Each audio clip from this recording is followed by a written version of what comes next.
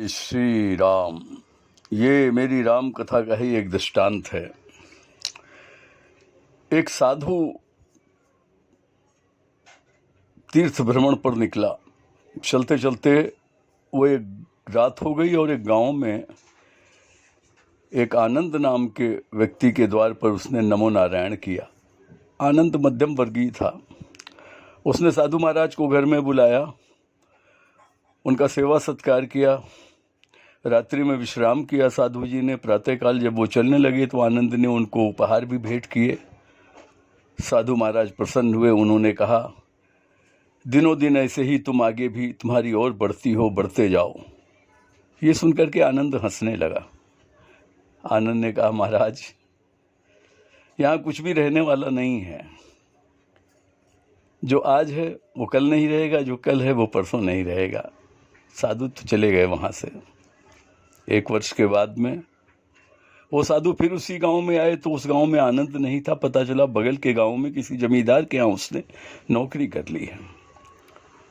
बगल के गांव में साधु गए। आनंद ने उस साधु को अपनी झोपड़ी में, अपनी कुटिया में एक फटी हुई चटाई पर बिठाया, सूखी रोटी और कुछ साथ में खाने को दिया।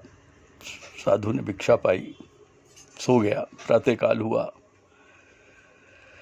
साधु प्रातःकाल कहता है, भगवान तू कैसा है? इतने परोपकारी, इतने सच्चरित्र सदाचारी व्यक्ति को तूने ये कष्ट दे दिया। जो पहले उसके पास था वो भी चला गया। ये सुन करके आनंद फिर हंसने लगा। साधु ने कहा, अब तुम क्यों हंस रहे हो? आनंद कहता है, भगवान जो पहले था वो चला गया, जो ये है ये भी नहीं रहेगा, क्योंकि ये मृत्युलोक है। यहाँ कुछ भी शाश्वत नहीं है, कुछ भी यहाँ हमेशा एक जैसा रहता नहीं। अब तो साधु बड़े सोच में पड़ गया कि साधु तो मैं हूं, लेकिन सच्चा साधु तो ये है। तत्वज्ञान की बात तो ये कर रहा है। खैर, मन में साधु को बड़ा दुख हुआ कि ये पैसे वाला धनवान हो जाता तो अच्छा था। कुछ दिन बाद फिर आए साधु, तो देखा अब तो आनंद उस बहुत बड़ी हवेली में राजशाही ठाट बाट से रह रहा है। जमींदार के कोई संतान नहीं थी। जमींदार ने मरते समय अपना वारिस उस आनंद को बना दिया और आनंद जमींदार हो गया। साधु बड़े प्रसन्न हुए, आकर के देखे, बोले वाह, बड़ा स्वागत सत्कार हुआ। आनंद ने किया। साधु ने कहा, देखा भगवान ने कैसी दया की। कहाँ वो मध्यम वर्गीय परिवार, कहाँ फिर टूटी फूटी झोपड़ी, और कहाँ ये राजभवन। भगवान करे ये जो भी तुम्हारे पास में है ये हमेशा जब तक तुम हो ऐसा ही बना रहे। आनंद फिर हंसने लगा। बोले, महाराज अभी भी आपकी नादानी नहीं गई। अरे जो है ये भी नहीं रहेगा, क्योंकि या तो ये मेरे पास से चला जाएगा और या मैं ही इसको छोड़ के एक दिन चला जाऊंगा। ये रहने वाला नहीं है। साधु विचार करने लगा कि ये बड़ा विचित्र व्यक्ति है। सच्चा साधु तो ये है। खैर, साधु चले गए आशीर्वाद देके। कुछ समय बाद फिर साधु उस गांव में आए 2 वर्ष के बाद में, तो देखा वो हवेली वीरान हो चुकी थी। कबूतर वहां गुटुरगू कर रहे थे, उल्लू बैठे हुए थे, अंधेरा था, और एक कोने में आनंद की पत्नी कृश अवस्था में, मरणासन अवस्था में पड़ी हुई थी।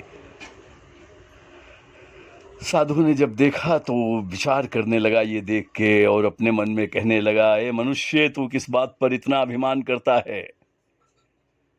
यहाँ कुछ भी शाश्वत नहीं है, यहाँ कुछ भी अविनाशी नहीं है। हर चीज का नाश है, हर चीज चालायमान है। मनुष्य, तू अपने ऊपर इतना अभिमान मत कर। किसी ने ठीक कहा है, आदमी का जिस्म क्या है जिस पे शैदा है। जहाँ एक मिट्टी की इमारत, एक मिट्टी का मकान, खून का गारा बनाया ईंट जिसमें हड्डियाँ, चंद श्वासों पर खड़ा है ये ख्याल आसमां। मौत की पुरजोर आंधी जब इससे टकराएगी, टूट करके ये इमारत खाक में मिल जाएगी।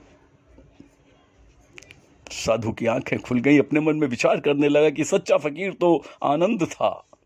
सुख में दुख में वो समान अवस्था में था। फिर भी साधु ने सोचा, चलो अंदर एक कमरे में चलते हैं जहां आनंद की तस्वीर रखी है, कम से कम उसके सामने फूल तो चढ़ा दूं, श्रद्धा सुमन तो अर्पण करूं। साधु कमरे में गया, आनंद की तस्वीर के सामने पुष्प चढ़ाने लगा तो तस्वीर के नीचे आनंद लिख करके गया था, ये तस्वीर भी हमेशा यहाँ नहीं रहने वाली है, ये भी एक दिन समाप्त हो जाएगी। इस दृष्टांत से हमें ये शिक्षा मिलती है कि मृत्युलोक में शाश्वत कुछ भी नहीं है। जो आपका है वो पहले आपसे पहले किसी और का था, आपके बाद किसी और का हो जाएगा। इसलिए किसी भी वस्तु का अभिमान करना, किसी भी चीज़ का अभिमान करना व्यर्थ है। जय श्री राम।